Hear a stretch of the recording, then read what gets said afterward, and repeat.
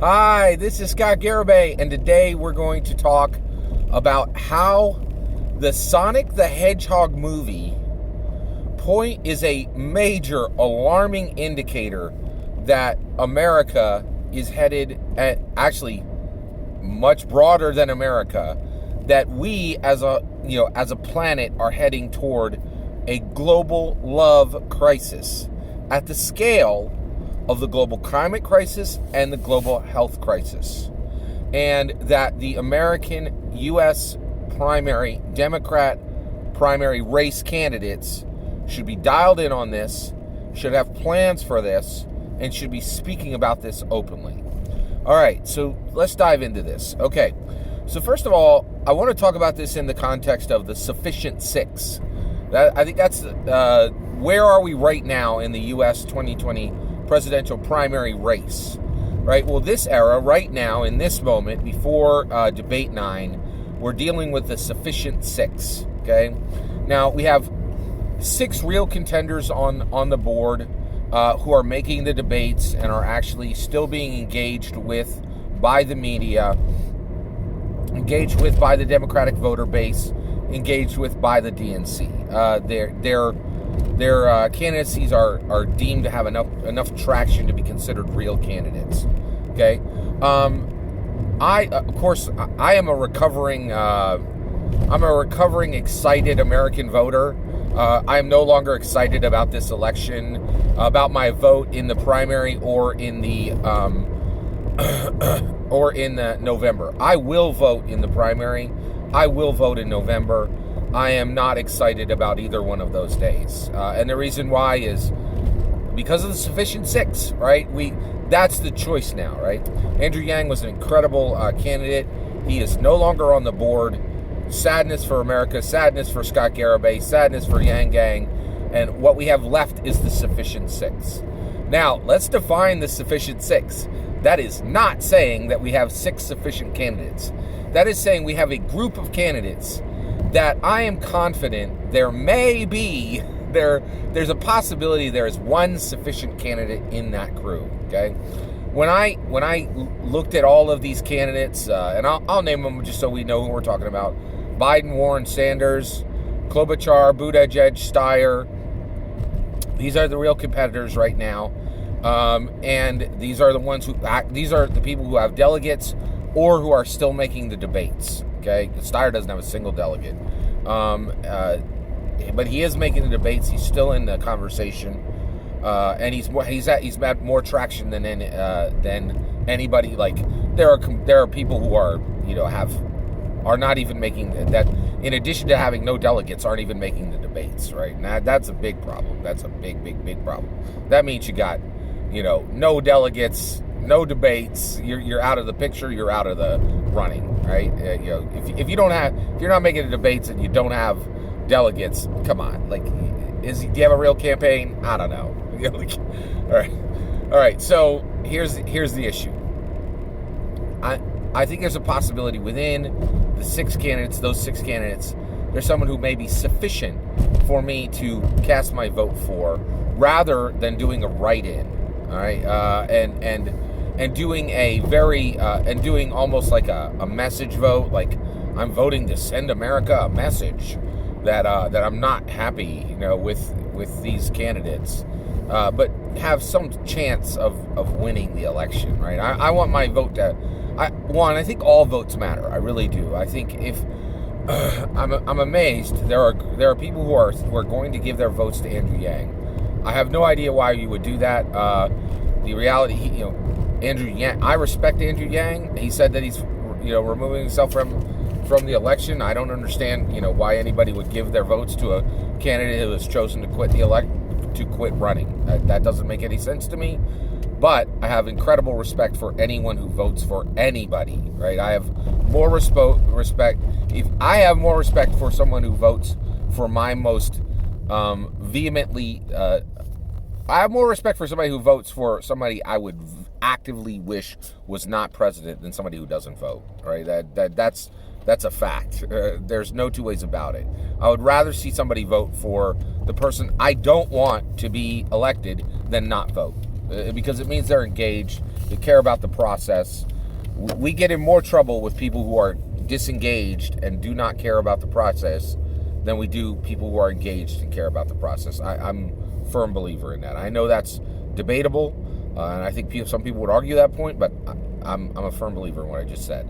All right, so basically we have these sufficient six, and I think these sufficient six need to look very closely at an incredibly alarming indicator that happened this weekend. All right, so next, I am also incredibly convinced that there is no better barometer, there's no better way to understand American politics today than through American entertainment.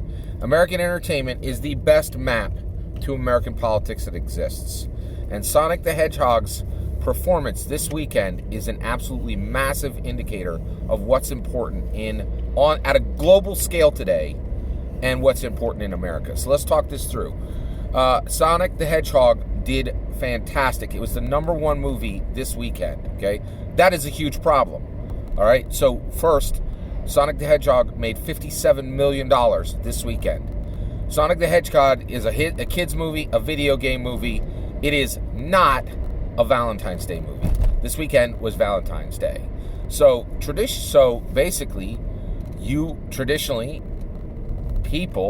couples would go out, married people, couples, paramours, they would go out and they would see a romance movie together, a Valentine's Day movie. Valentine's Day weekend is the time for a Valentine's Day movie, and Hollywood should serve up a Valentine's Day movie, okay?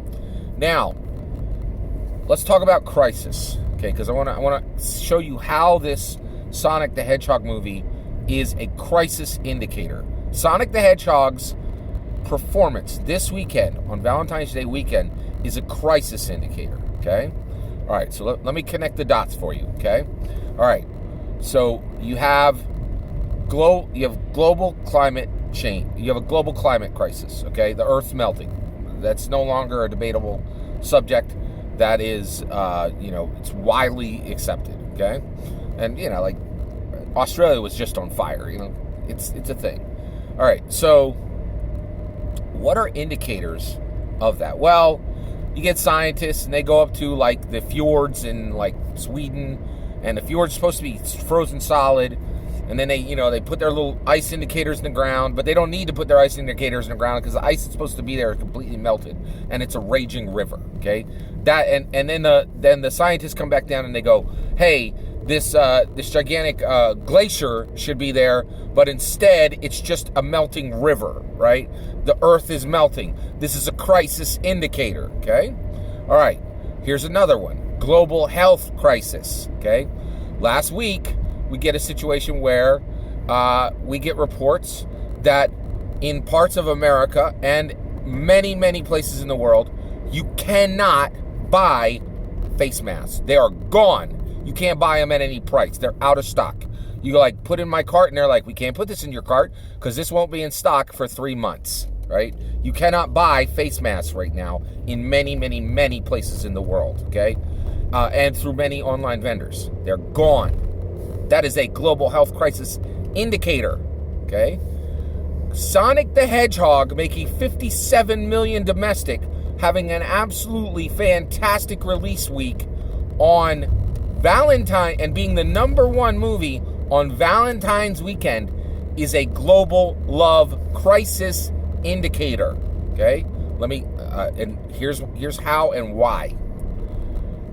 All right, previously, 10, 20 years ago, we had an incredibly naive, incorrect, very small and unhelpful view of love. Basically, love was incredibly simple then and incorrectly understood. And basically, the vast majority, at the macro level, right, the 51% level, people were like, okay, romance, romance, love, connection, is simple. Gender, you understand, you figure out the gender, and then you approach and try to make a connection, right? Try to make a romantic connection, right? And it was incredibly difficult, and many people failed under that incredibly simple, incorrect definition of romance. Okay? Now, we fully understand, we much more broadly understand romance. And there are 4 axes of complexity. There's gender, there's preference, there's plurality, and there's catalyst, okay? You have to understand somebody's gender, you have to understand somebody's preference, you have to understand the plurality that they would be interested in a romantic situation, and you have to understand catalyst. After you understand those other 3, you would have to understand a 4th, really incredibly individual, always changing, incredibly unique additional axis of complexity, okay? So romance 10, 20 years ago, it was you walked up to the jam stand and they're like, do you want blueberry or do you want strawberry? It was that simple, right? Now, it's completely incorrect, and it left a whole bunch of people off the board, right? And that's why we no longer embrace that understanding of romance or love, right? Now we understand, okay, you have to think about gender, you have to think about preference, you have to think about plurality, and you have to think about catalyst. The jam stand now has 24 flavors, right? It should be much better. We should be fixed, right? But it's not. It's not. If you look at the numbers, what's happening is people are walking up to the jam stand and going, oh my goodness, I see it. There's strawberry, there's blueberry, there's mango, there's peach, there's 24 flavors. You know what I'm going to get? Nothing. I'm walking away from the jam stand. That is happening again and again and again and again and again and again. And it is a global love crisis. Every single developed nation in the world is headed toward 0 or worse or negative population growth because of this issue. And when you look at Sonic the Hedgehog being the #1 Valentine's Day movie, Hollywood is showing saying we made an attempt to give a Valentine's Day's movie, but the people are saying no, absolutely not. No one believes in love anymore. Everyone is understanding that love is for the previous generations, and the vast majority of young people are understanding that the complexity of a modern romance, the odds of a young person understanding gender, plurality, preference, and catalyst, the odds are slim to none. And rather than offending someone, getting it wrong, and hurting someone emotionally, or even doing harm to somebody mentally, they're saying, no, I'm not getting into that. I'm not gonna roll the dice on that. And they're backing out, and they're saying, no, nope, I'm walking away from the jam stand. This is a global love crisis. And exactly like you're not seeing any polar bears, and exactly like you can't buy face masks, no polar bears anywhere, right? Or less polar bears, that's a global crisis indicator, right? No face mask to be bought is a global health crisis indicator. Sonic the Hedgehog as the #1 Valentine's Day movie is a global love crisis. This is a huge opportunity for one of these candidates to say, I am smart. I understand non-intuitive topics. I understand that people need help, right? And that love is important. It's as important as our climate. It's as important as our health. And that human beings need contact. And there needs to be some way to reassure people that even in today's modern society, we can still connect together as human beings, and that there is a path to modern love, that it can actually work, and that people can stop walking away from the jam stand, right? Now, I'm to tell the truth, I'm incredibly worried. I'm not sure that any of the Sufficient Six will recognize this and step forward and speak on it in any meaningful way. And I will tell you right now, I am far, far more worried about Sonic Hedgehog, the global love crisis indicator of Sonic the Hedgehog being the #1 Valentine's Day movie in America, than I am missing polar bears, or that I am in face mask, missing face masks. And the reason why is the global climate crisis, big issue. Global health crisis, big issue. Both of those, technology can solve them, okay? The global love crisis, ain't no way technology's going to solve that. Portlandia is a brilliant, brilliant, brilliant show. There's a line in a Portlandia skit that says, I get my dates the way I order my dates the way I order my food. That's modern reality, right? And this really, really, really needs to get fixed. And you need wisdom. Technology is not going to fix this the way the climate crisis can be fixed, the way health crisis can be fixed. You need real human wisdom. You need somebody with a heart and a mind to fix this. I truly hope that the Sufficient Six is the correct label, that one person in that six people person is sufficient to lead this nation and deal with non-intuitive issues, non-intuitive topics. I hope so. I don't know if there is a single person who can recognize that the success of Sonic the Hedgehog on Valentine's Day weekend in America is much more alarming than missing polar bears and unavailable face masks. All that is my opinion. I'd love to hear your opinion on the topic. Let me know in the comments below. Please consider liking and subscribing, and have a wonderful millennium.